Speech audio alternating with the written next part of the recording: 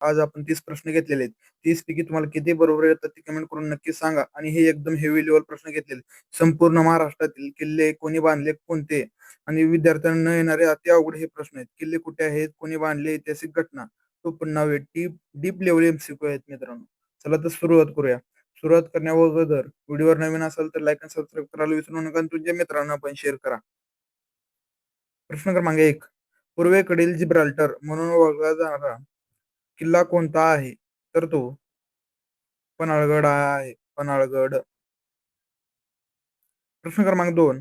रायगड किल्ल्याचे पूर्वीचे नाव काय होते? तर पूर्वीचे नाव काय होते रायगडचे? तर ते मित्रांनो कोणतं आहे नाव? तर ते रायरी. रायरी हे नाव होते.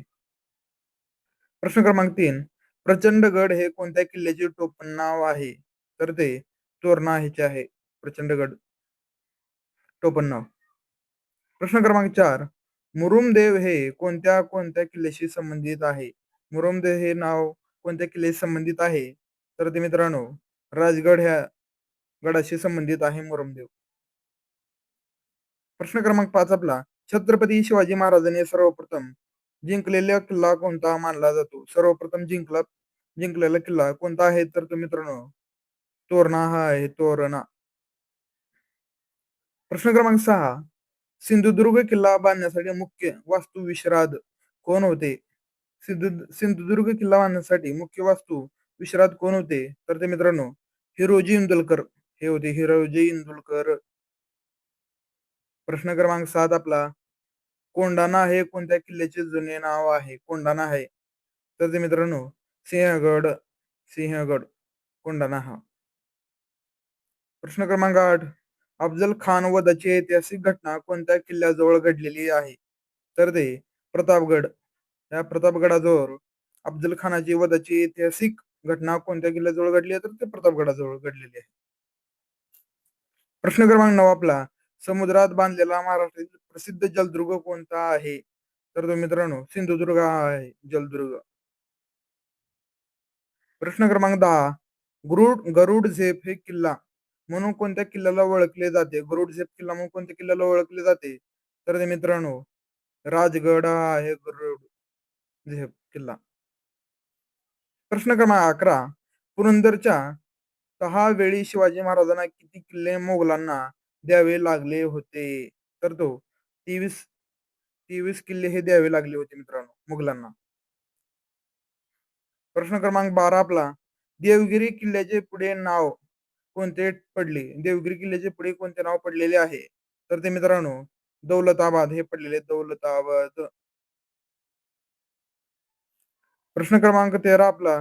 दक्खनची राजधानी म्हणून कोणता किल्ला ओळखला जातो? दक्खनची राजधानी म्हणून कोणता किल्ला ओळखला जातो? तर ते देवगिरी हे म्हणून ओळखला जातो. देवगिरी. प्रश्न क्रमांक 14 आपला. गड आला पण सिंह गेला हे वाक्य कोणत्या किल्ल्याशी संबंधित होते?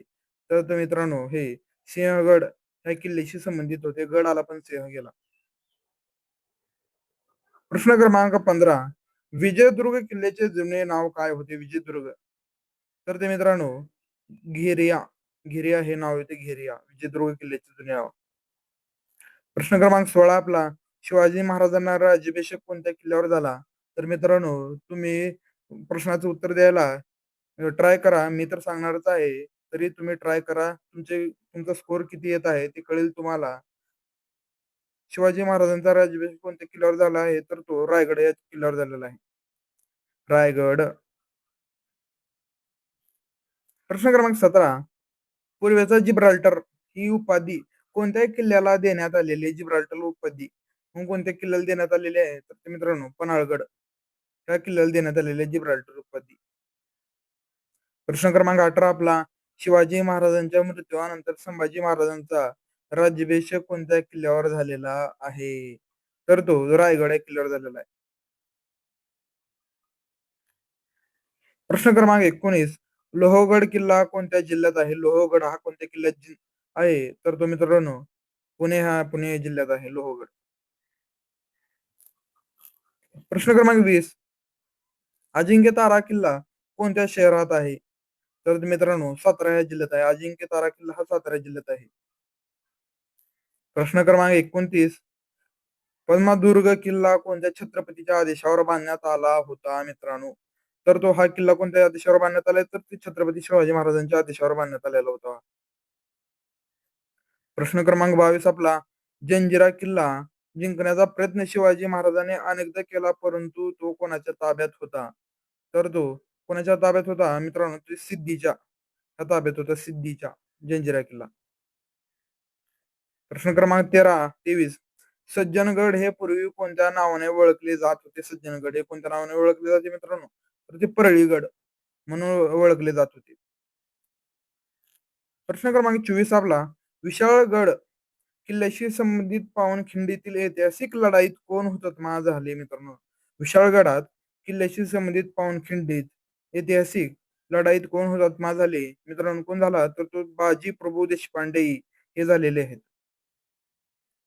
प्रश्न क्रमांक 25 आपला, पुरंदर किल्ला कोणत्या जिल्ह्यात स्थित आहे? पुरंदर किल्ला कोणत्या जिल्ह्यात स्थित आहे? तर तो पुणे जिल्ह्यात स्थित आहे मित्रांनो. पुणे जिल्ह्यात हा स्थित आहे. प्रश्न क्रमांक 26 आपला, मुरारबाजी देशपांडे यांचा शौर्यपूर्ण पराक्रम कोणत्या किल्ल्याशी संबंधित होता? तर तो पुरंदर पुरंदर यांच्याशी संबंधित होता मुरारजी पांडे. प्रश्न क्रमांक 27 आपला, महाराष्ट्रातील सर्वाधिक उंचीवर असलेला किल्ला कोणता आहे? तर तो सालेर हा आहे. महाराष्ट्रातील सर्वाधिक उंचीवर असलेला किल्ला. प्रश्न क्रमांक 28. सुवर्णदुर्ग किल्ला कोणत्या जिल्ह्यात आहे? सुवर्णदुर्ग हा किल्ला कोणत्या जिल्ह्यात आहे? तर मित्रांनो रत्नागिरी जिल्ह्यात आहे. रत्नागिरी. प्रश्न क्रमांक 29. शिवनेरी किल्ला कोणत्या कारणामुळे अत्यंत ऐतिहासिक मानला जातो? तर तो मित्रांनो छत्रपती शिवाजी महाराजांचा जन्म झालेला आहे शिवनेरी किल्ल्यावर. यांच्यामुळे तो ऐतिहासिक मानला जातो. प्रश्न क्रमांक 30 आपला, सिंधुदुर्ग किल्ल्याच्या बांधकामासाठी अंदाजे किती वर्ष लागलेले आहेत मित्रांनो? तर याचं उत्तर तुम्ही कमेंटमध्ये द्या. आपले 30 प्रश्न कंप्लीट झाले. 30 पैकी तुम्हाला किती बरोबर आले ते कमेंट करून नक्की सांगा, आणि येणारा व्हिडिओ कोणत्या टॉपिकवर हवा आहे ते कमेंट करून नक्की सांगा. आणि व्हिडिओवर नवीन असाल तर लाईक आणि सबस्क्राईब करायला विसरू नका, आणि तुमच्या मित्रांना पण शेअर करा. चला तर येणाऱ्या व्हिडिओमध्ये भेटूया. धन्यवाद.